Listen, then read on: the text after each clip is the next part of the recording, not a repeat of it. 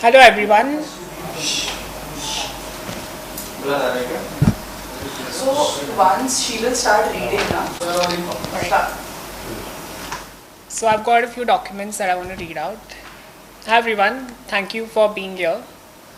Today is an important day for me because after several years away from competitive cricket, I can finally speak about a pathway back to the sport that has been such a significant part of my life. I am preparing to return to women's cricket in Australia with the aim of pursuing elite cricket from March 2027. This has not been an automatic or an informal process. Cricket Australia has a framework designed to balance fairness, competitive integrity, and inclusion in women's sport, and my case has been considered through that framework. My understanding is that Cricket Australia's review considered a comprehensive body of information relating to my circumstances, including my medical history, surgical history, hormone and testosterone levels, my cricketing background and playing footage as well, and the scientific and athletic performance work undertaken with Manchester Metropolitan University's Institute of Sport. I appreciate the thoroughness of that process. For me, it was important that this was assessed through an established sporting framework rather than simply being a question of public opinion. I have also undergone gender affirming surgery, and I no longer have testes, which means my previous primary source of testosterone is no longer present. My most recent blood test in July recorded total testosterone at 0.6 nanomoles, that is within the female reference range reported by the laboratory. My understanding from Cricket Australia's clearance is that my eligibility for elite women's cricket from March 2027 remains subject to the applicable policy requirements, including a blood test assessment at the same time. If that March 2027 test confirms that I continue to meet the required testosterone criteria, I will be eligible to pursue selection for elite women's cricket, including the Women's Big Bash League pathway. And I want to make another point very clearly. Eligibility is not selection. Cricket Australia has given me a pathway, which does not mean that I have been given a place in a team. I still have to train, compete, perform, and earn that opportunity. That's exactly how I want it. I don't expect my history or my identity to earn me a place on a cricket team. I want my cricket to earn me a place on a cricket team. I know the standard of women's cricket is extremely high. I know there will be scrutiny, questions, and different opinions. I respect that women's sport has legitimate considerations about fairness and competitive integrity. At the same time, I believe inclusion and fairness do not have to be treated as mutually exclusive principles. Good sporting policy should be capable of considering both. This is why I respect the process Cricket Australia has followed in considering my case.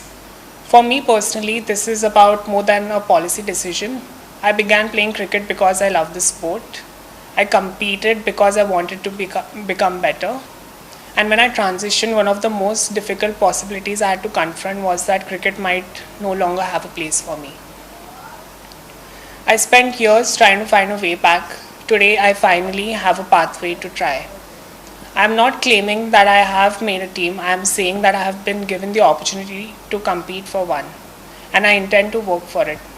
I hope that my journey can also contribute to a more informed conversation around transgender athletes in women's sport and how sporting organizations can approach these questions responsibly with evidence, individual assessment, fairness, and respect. But ultimately, I want the conversation to come back to where it started from me. Cricket. I want to train again. I want to compete again. I want to walk back onto a cricket field again. I spent a long time believing that chapter of my life was over. Now I have the opportunity to write the next one. Thank you. Any questions? I've got this letter of proof with me right here from Cricket Australia. I'm going to read it for y'all. Dear Anaya, thank you for your nomination and the information provided in support of your eligibility application under Cricket Australia's inclusion of transgender and gender diverse players in elite cricket policy. In accordance with Cricket Australia's policy, an expert panel was convened comprised of Jackie Partridge, the CA of Head of Integrity, Emily Yates, Peter Roach, Dr. Peter Harcourt, and Dr. Pip Inge. Following consideration of your application, we confirm that subject to ongoing compliance with the policy, you will be eligible to participate in elite cricket from March 2027.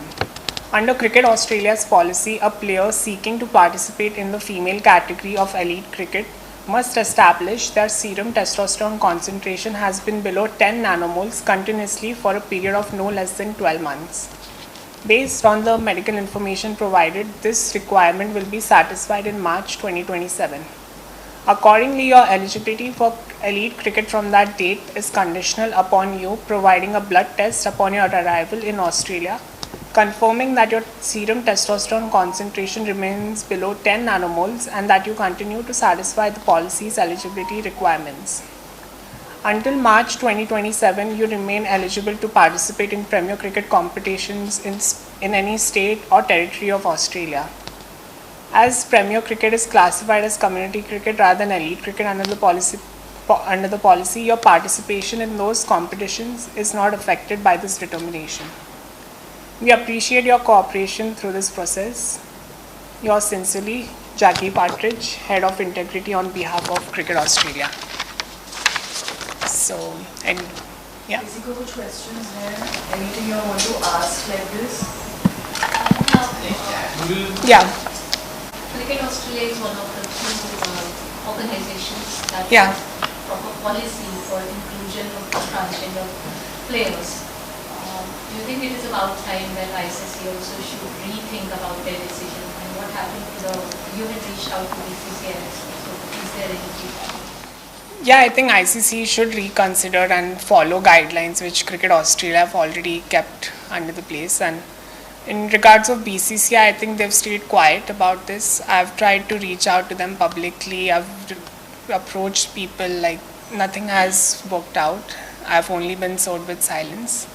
And therefore, Cricket Australia was the one who provided me the pathway, and I'm glad that I can do that.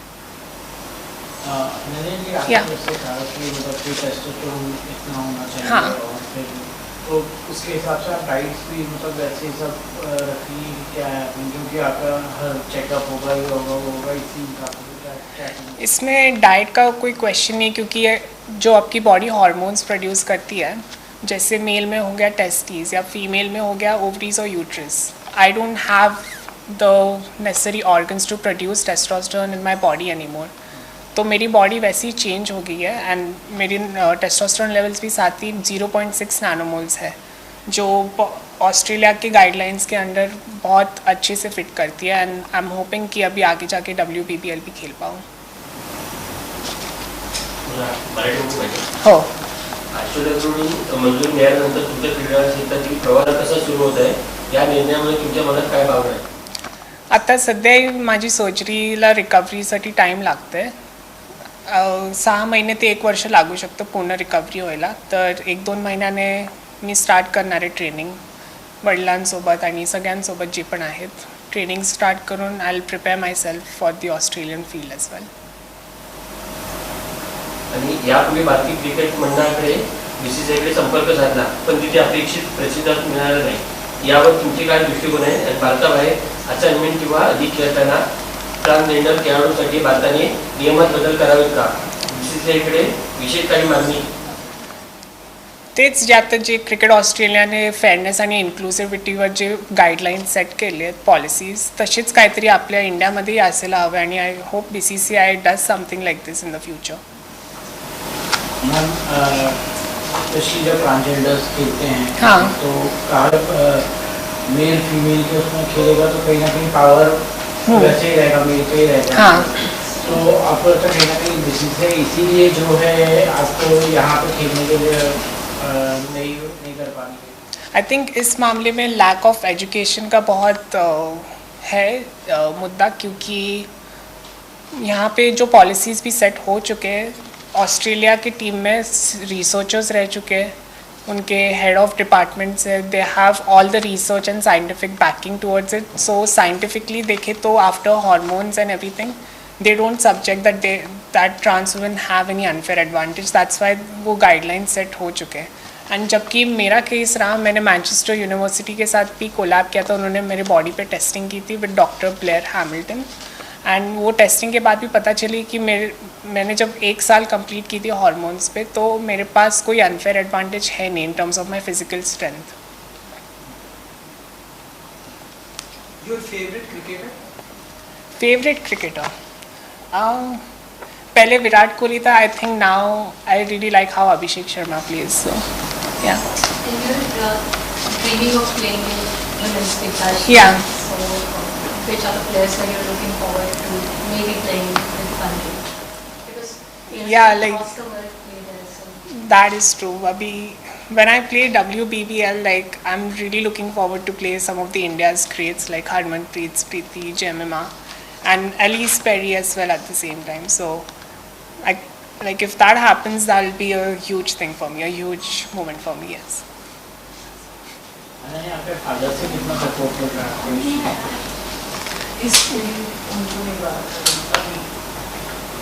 उन्हें तो इस तरह से activity में है, तो क्या कुछ उनका रिएक्शन होता है? क्या कुछ वो आपको टिप्स देते हैं कि इस तरह से प्रिपेयर करना है, इस तरह से? ये सब चीज़ मैंने खुद से ही की है. ये भी ऑस्ट्रेलियन टीम में शामिल होना है, गेम होकर भी कहीं ना कहीं परिस्थिति काफ़ी डिफिकल्टी होगी. आगे जाके नहीं होगा वैसे, लेकिन नेशनलिटी पर सवाल उठते के बाद में प्लेयर्स पर. सॉरी, मैं समझी नहीं आपका क्वेश्चन. ऑस्ट्रेलिया टीम हाँ. में शामिल होने के बाद कहीं ना कहीं आपको पर्सनली भी डिफिकल्टीज का सामना करना पड़ेगा. Indian I don't think so. अभी जो एलीट लेवल पे गेम खेलते हैं वहाँ पे रिस्पेक्ट और इंटेग्रिटी को बहुत मायने रखते हैं. सो आई डोंट थिंक ऐसा कुछ इशू होएगा.